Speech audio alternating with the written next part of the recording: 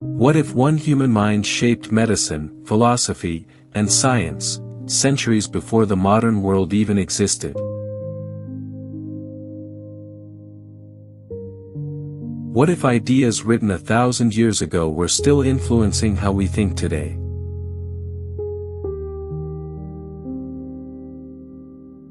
Some minds belong to a moment.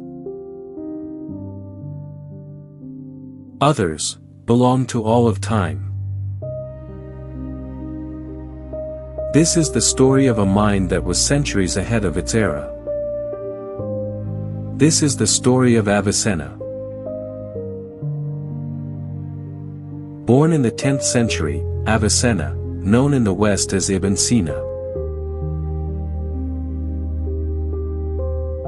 emerged during a time when knowledge was fragile, scattered, and often limited by tradition.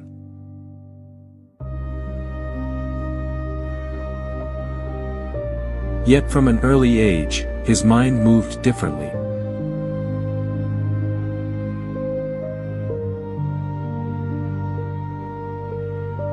He did not simply absorb information, he questioned it, organized it, and reassembled it into something new.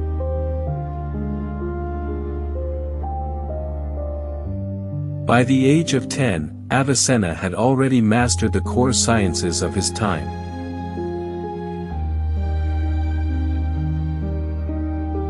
Mathematics, logic, philosophy, and natural sciences were not separate subjects to him.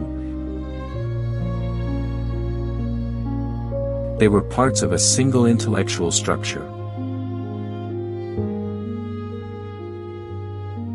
By his late teens, he was practicing medicine at a level so advanced that he was called upon to treat rulers and leaders. But what truly distinguished Avicenna was never the speed at which he learned, nor the sheer volume of his knowledge. It was how he thought. Avicenna believed that knowledge without structure was fragile.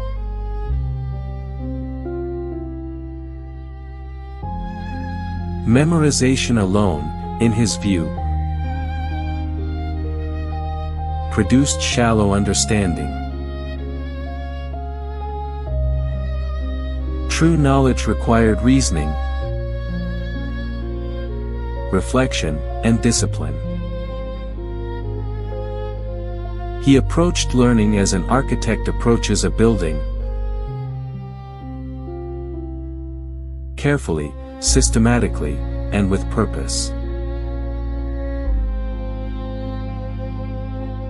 Unlike many scholars of his era, Avicenna refused to confine himself to a single field. Medicine, philosophy, logic, physics, and metaphysics were not isolated domains. They were interconnected layers of the same reality. To understand the body, one had to understand the mind. To understand the mind, one had to understand logic. And to understand logic, one had to observe the world itself.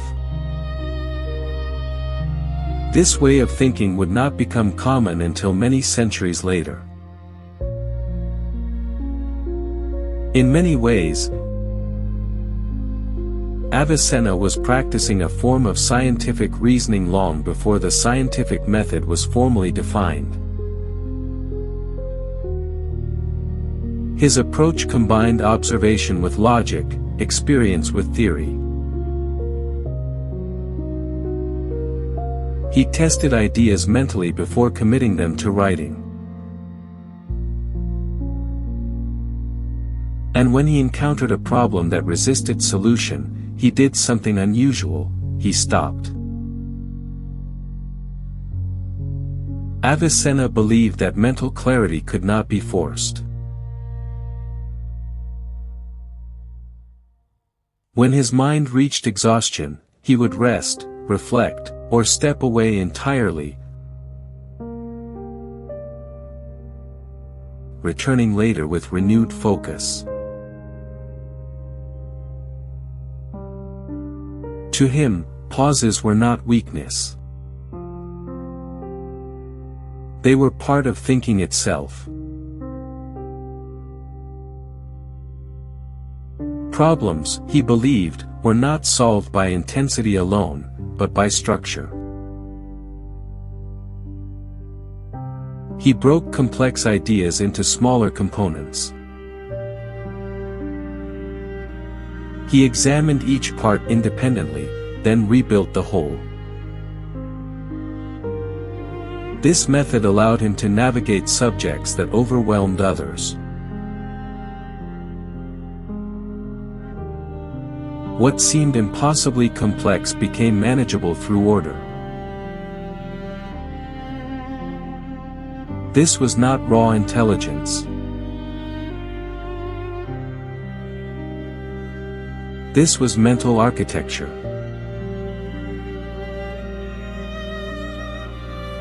Avicenna's writings reflect this discipline. His works are clear, systematic, and remarkably modern in their organization. Ideas progress logically. Arguments are built step by step. Nothing is accidental. And the impact of this way of thinking was immense. His medical encyclopedia became a foundational text in universities across Europe for centuries.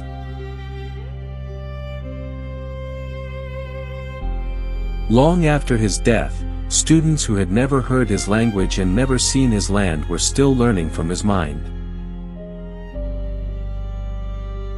His influence crossed borders, cultures, and eras.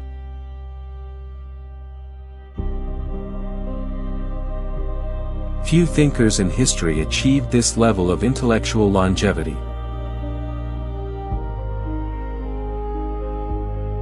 Avicenna did not shape only one civilization. He shaped the way humanity approached knowledge itself. His ideas survived not because of authority, but because of clarity.